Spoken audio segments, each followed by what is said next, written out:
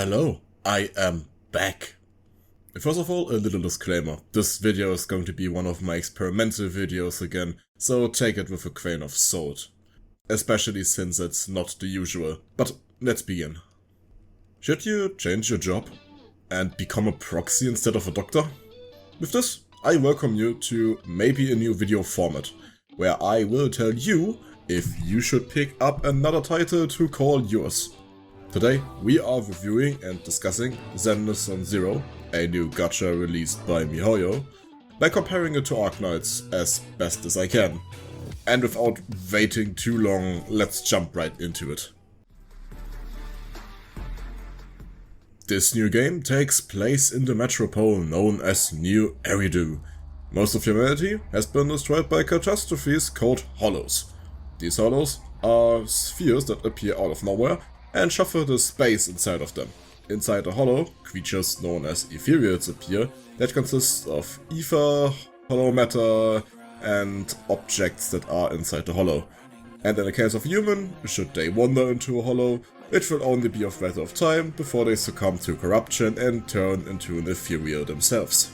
Fortunately for us, with a little bit of human creativity, New Eridu manages to gain resources from the hollows, which leads to wealth and industrialization, with a hint of corporation, gangs and fanatics along the side.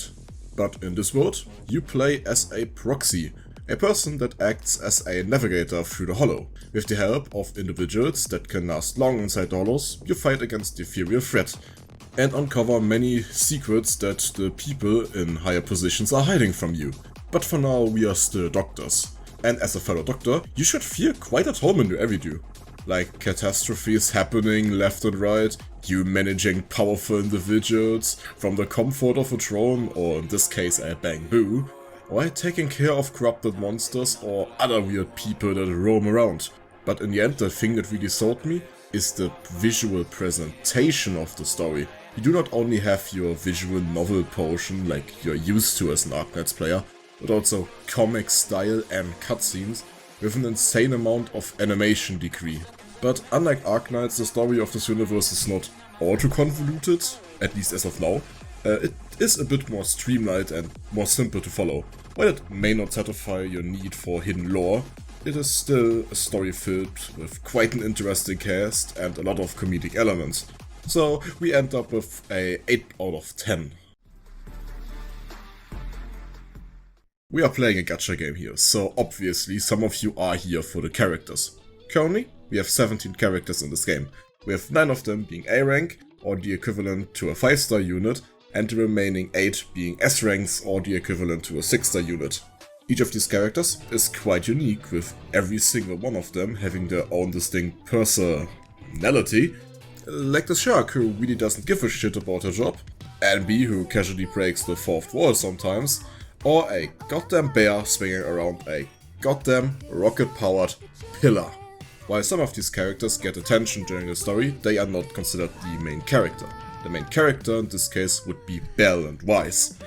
Unlike most gachas, we are not playing a blank slate character. Both of them have a distinct personality that is conveyed perfectly, even if you pick one over the other. So they are not your typical self-inserts, so a plus for that. Like Wise, for example, is more of like the chill, calculated guy, while Belle is a literal gremlin at some points. And just as unique as most of them look, they also play unique. While every one of them possesses a normal attack, dash attack, a skill, a powered up skill and an ultimate ability, each one of them has their own unique gimmick attached to that. Like Nicole, for example, is able to fire her skills in multiple ways, reminiscent of a fighting game. Grace builds up these charges with every normal attack that further empower her empowered skill or her skill in general. And Anton with his skill just puts his drill inside of you over and over again. And maybe from the few characters I show you, you already noticed a few things. As an Arknights player, you don't have to worry about it. We get these characters in all different shapes, sizes and races, with all of them being tripped out, making it easy to recognize what faction they belong to. These characters are then further divided into their own factions, elements like physical, fire, ice, electro and ether, and a distinctive class, For example, anomaly being status DPS, attack being pure damage, defense playing shield or stun who prioritizes in weakness breaking enemies, and supports who buffed your team. The best comparison to Arknights would be primal casters, which will supports, guards and snipers, defenders, specialists and supporters. But we will cover more on that in the gameplay portion of this little review. So in regards to characters, we end up with a solid 9 out of 10. But now we actually have to acquire these characters, and this is where we will get into the gacha part of this video. And unfortunately, it's a Hoyo gacha. Meaning most of us are familiar, especially if you've played games like Genshin Impact or Honkai Star Rail. 90 puts, and you are on your 50-50, since the rate is 0.6% again. 75-25 if you want to get their weapon or so-called W engine. So pretty much double that if you want to guarantee to get the thing you want. Then we have a standard banner that caps out at 300 pulls, giving you a S rank picker. But unlike the other gachas, the standard banner also has the 90 pity. And then finally we have the Bang Boo banner, which is 100% the one you picked, in case you should get a S rank. Then it's the usual game. The pull is 160 of the premium currency, and the acquisition is tied to minimum map exploration, achievements, story, side quest, and their end game modes. So unfortunately, because it is a Hoyo gacha, it gets a 3 out of 10. I mean, we as Arknights players are used to very generous gacha thanks to Lowlight, for example, who always rigs the odds in our favor. But at least most of the A ranks are not utter garbage, and the same also goes for the S ranks. Okay, let's move closer into gameplay, but not gameplay yet. As previously mentioned, there are two extras in the gacha, one being the W engine and the other one being the Bang Boo.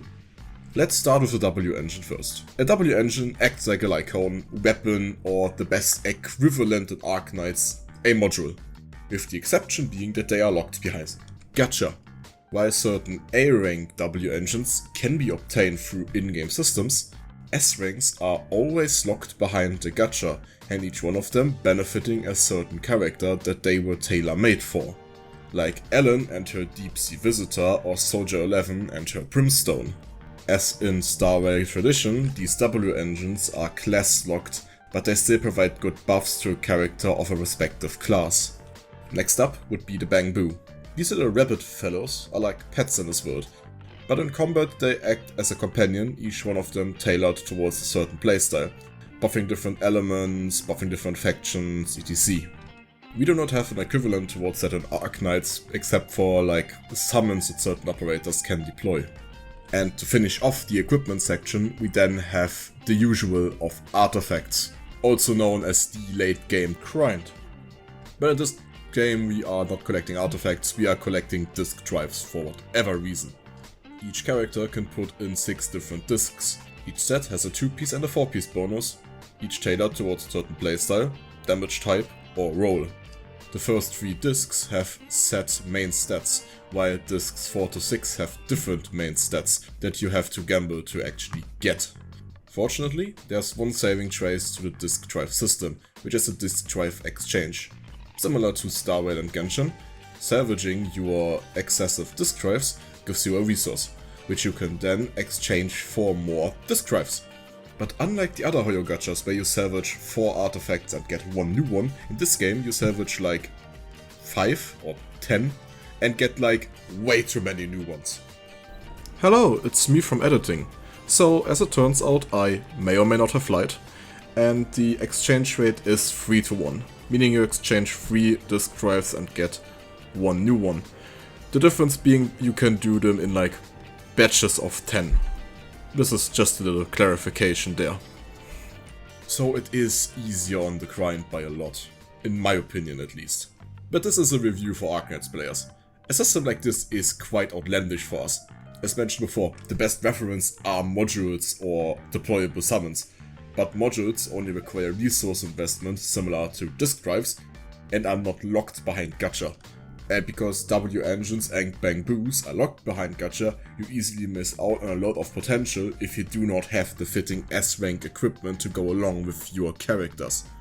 The good thing is, a S-rank bamboo isn't required, because there are A-rank bamboos that can easily substitute until you get the required S-rank. So in terms of the equipment side, we still roll with a solid 6.10 because it's a bit more generous than the other games. First of all, ZZZ's gameplay can be put into 3 categories: visual novel, dungeon crawler, and combat. I already touched on the visual novel part during the story. After all, it is similar to Arknights. The characters are standing there, have different facial expressions and animations, which is unique because Arknights uses 2D sprites, meaning they convey their personality a bit better. You can also make choices that are there to just show what kind of personality your MC is, but other than that, these choices don't really affect anything. So instead, let's go to the first big gameplay thing, which is the dungeon crawl aspect. This part of the gameplay is your dungeon. You move through the TV screens, with each TV presenting a different symbol. Some of them are events, others are healing stations or even enemies, but most of them will just be normal routes. Then you can collect various chests and so-called objective points or research data that give you some extra premium currency, and this does the main thing for the nodes. But the one thing that truly makes this gameplay aspect unique is that every TV dungeon feels completely different from the other. While they may share similar tiles and therefore gameplay, except the events and additional things that happen inside the hollow, each one of them is a completely unique experience. And this mainly boils down to certain in-game things. One of these aspects would be the equipment you gain inside the dungeon. For example, you have this flashlight which dispels ghosts, or this infrared sensor which makes you just traverse the map without actually moving your character, and bypassing walls as well. There are also elements like bombs which you can place to destroy tiles. And then on the other hand, some TV dungeons are just mini-games. And while these mini-games may use the same tiles, it feels different because the way these mini-games are used, or the way the minigame is built, feels completely different. But of course there also is criticism here. First of all, is this one little button up there. This is the fast forward button that speeds up your travel speed and events that happen inside the TV dungeon. My problem with this is that it just randomly decides to turn off after certain story events. Then you have to enable it again and it's just so tedious. Also the fact that you can't set in the settings that you want to have this thing activated by default, yeah, not so good. Then you have this meter down there. This is stress. While exploring unknown tiles, you put up stress. When the meter reaches 100, you gain a debuff that can be removed with certain tiles.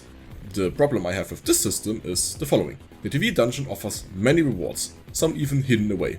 But this system wants you to explore less to find the optimal route.